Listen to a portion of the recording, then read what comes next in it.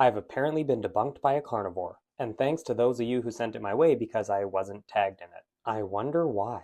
One response I get from carnivores when I bring up the very consistent link between red meat consumption and outcomes like cardiovascular disease or all-cause mortality is that the rest of the participants' diets were unhealthy, which is why it looks like red meat was the problem when really it isn't, according to them. Well, the studies I cite adjust for their background diets. This study, for example... So let's take a look at the study that you referenced. See, the first thing I can't help but notice is how it collects its data from a food frequency questionnaire. These are the types of questions.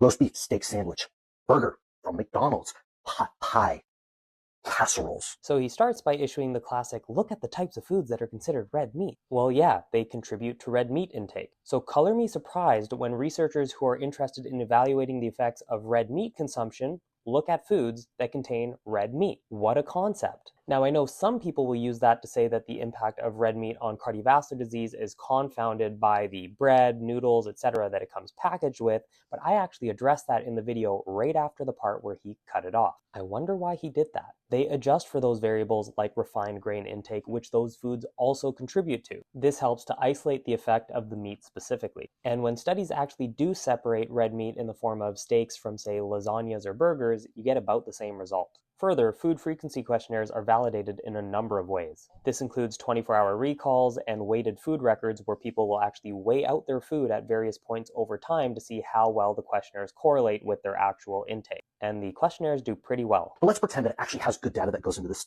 study that you referenced. Let's take a look at the actual results.